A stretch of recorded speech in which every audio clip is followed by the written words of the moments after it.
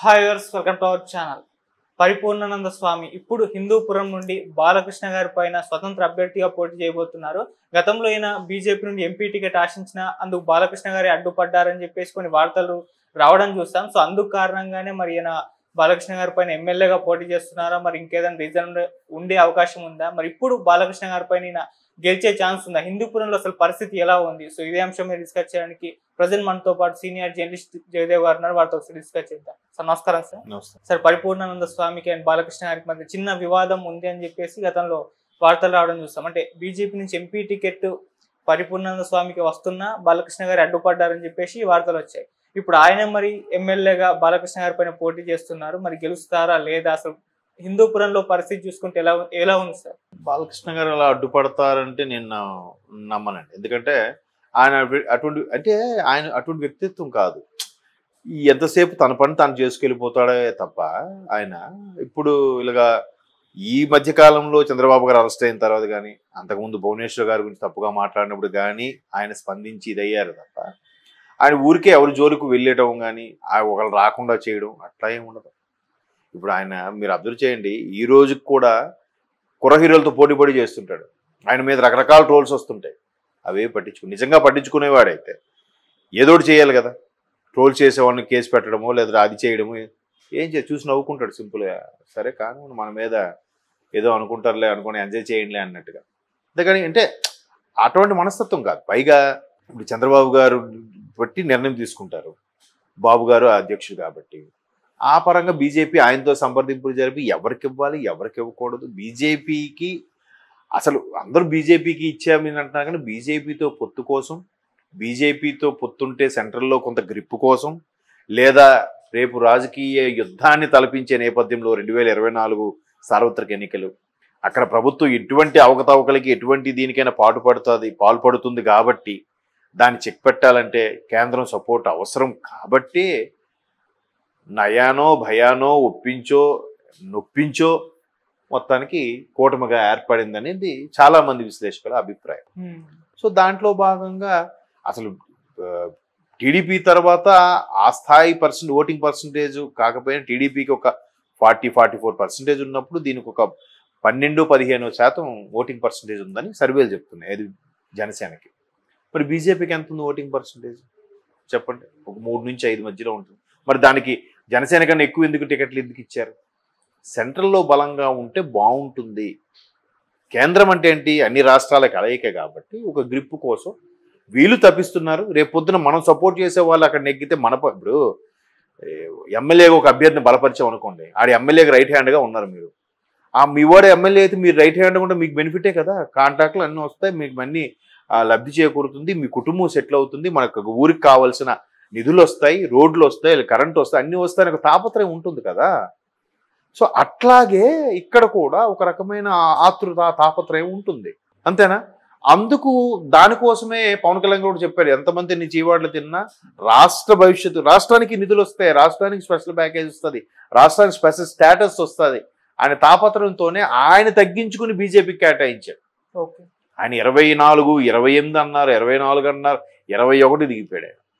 బీజేపీకి 9 అసెంబ్లీ స్థానాలు ఇచ్చారు. మరి ఈయన 3 లోక్సభ అంటే 3 కూడా 2 ఇచ్చారు, బీజేపీకి 5-6 ఇచ్చారుగా.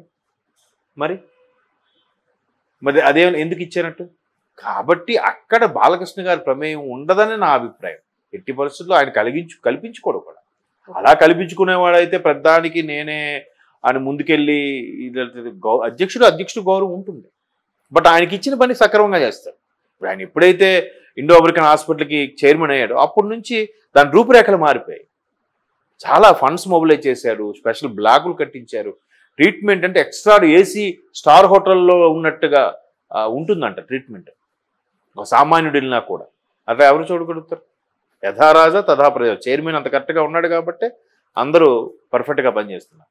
అట్లాంటి ఇమేజ్ ఉన్న వ్యక్తి అట్లా సిల్లిగా చేయడు. కాకపోతే అక్కడ అధిష్టానము లేదంటే పొత్తుళ్ళు భాగంలో ఎవరికి దక్కాలి, ఎవరికి ఎంత ఇమేజ్ ఉంది, సరే మొదటి నుంచి జెండా పట్టుకుని పాటు పడుతున్నారు కాబట్టి వాళ్ళకి ఇద్దామని ఉద్దేశం ఇవ్వచ్చాడు. ఈయన కూడా ఏంటంటే ఒకసారి పోటీ చేసి ప్రయత్నిస్తే ఎలా ఉంటుంది, సరే అసెంబ్లీ కానీ చేద్దాం, లోక్సభ అంటే మనకు ఖర్చు, ఎందుకంటే ఎక్కువ నియోజకవర్గాలు తిరగాలి, 7 నియోజకవర్గాలు తిరగాలి, ఇదైతే ఒక నియోజకవర్గం, సరే ఇక్కడేం ట్రై చేద్దాం అని చేస్తుండొచ్చు. వ్యక్తి వేరు, స్నేహం వేరు, రాజకీయం వేరు. అండ్ మోరోవర్ మొన్న అంతకుముందు ఎన్నికల్లో కూడా 2018 ముందుగా తెలంగాణ ఎన్నికలు ముందు అయ్యేవి. అంతవరకు ఆంధ్రప్రదేశ్ తెలంగాణ కలిసి అయ్యేవి కదా. ముందుగా వెళ్ళారు ఎలక్షన్స్కి కేసీఆర్ గారు. 18లో అయ్యాయి. అప్పుడు ఇక్కడ తెలంగాణలో పోటీ చేశారు. అఫ్ కోర్స్ గెలవలేదు అనుకోండి. తర్వాత ఈ రాజకీయ స్టేట్మెంట్కి అన్నిటికీ దూరంగానే ఉన్నారు. మళ్ళీ ఇప్పుడు ఇక్కడ పోటీ చేయడానికి సిద్ధపడ్డారు. బీజేపీ టికెట్ గెస్ చేశారు వస్తుందని, రాలేదు. అక్కడే నిర్ణయం తీసుకుంది అధిష్టానం తెలియదు కదా. సరే ఒక ప్రయత్నం చేద్దామని ఉద్దేశం, లేదంటే ఆ కాస్త ఓట్లు కూడా వైసీపీకి వెళ్లకుండా ఈయనే గుంజుకునే ప్రయత్నం చేసి బాలకృష్ణ గారిని గెలిపించే ప్రయత్నం చేస్తున్నారేమో. ఇవి తెర వెనుక వ్యూహాలు ఎవరికి తెలుసు? బీజేపీ వ్యూహాలు ఎవరికి అర్థం కావు. అందుకే రాజకీయం అంటేనే ఎవరికి అర్థం కాదు ఇప్పుడున్న పరిస్థితుల్లో. అంతేగాని నేనైతే దాన్ని బిలీవ్ చేయట్లేదు. బట్ ఎవరు కొంత దాన్ని ఏమంటారు, ఆత్మాభిమానం ఉంటుంది. అరే మనకి ఇవ్వలేదు, సర్లే మనకన్నా బలమైన ప్రత్యర్థి ఉన్నారని మనకి ఇవ్వలేకపోయారు, సర్లే మనం ఒకసారి పోటీ చేద్దాం. కొన్నిసార్లు వీళ్ళు ఇచ్చేదేంటి మనమే పోటీ చేద్దాం అనుకునే తత్వం కూడా అయ్యిండొచ్చు. కాబట్టి అలా నేను అనుకుంటున్నాను తప్ప బాలకృష్ణ గారే టికెట్ ఇవ్వకుండా చేశారు అనే దాని వార్తలు మాత్రం నేను నిజం లేదనుకుంటున్నా, ఖండిద్దాం అనుకుంటున్నాను.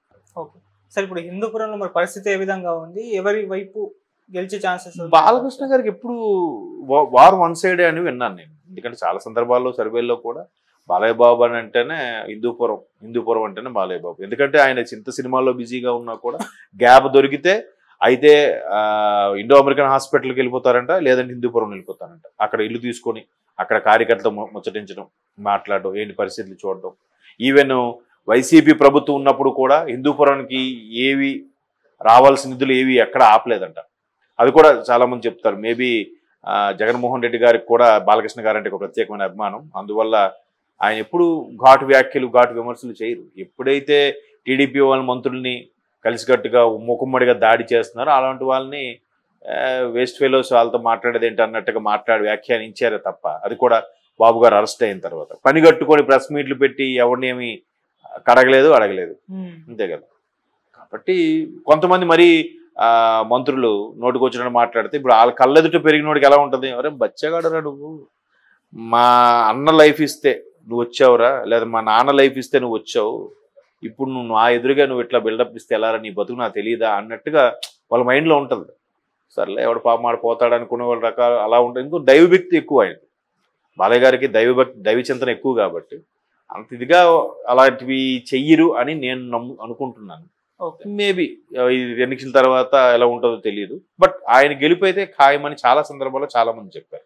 ఎందుకంటే ప్రజల నుంచి ఎటువంటి వ్యతిరేకత లేదు ఆయన పరంగా. ఆయన ఎక్కడున్నా కూడా, ఎందుకంటే ఆ మధ్యకాలంలో ఒక సినిమా షూటింగ్ కూడా ఇట్లాగా జనసందోహం కావాలంటే ఆయన నియోజకవర్గంలో షూట్ చేశారట. అక్కడ కూడా అక్కడ ఈ అందరూ గోల నవ్వుతూ కనబడ్డారట జనాలందరూ కూడా. అంటే అంత ఇమేజ్ ఉంది ఆయనకి అక్కడ సినిమా హీరో పరంగా. తర్వాత ఈ విధంగా అరే లేదు మన కోసం ఇక్కడ వచ్చి ఉంటున్నాడు, మన కోసం చేస్తున్నాడు, పరితపిస్తున్నాడు అని కూడా ఒక ఇది ఉంది.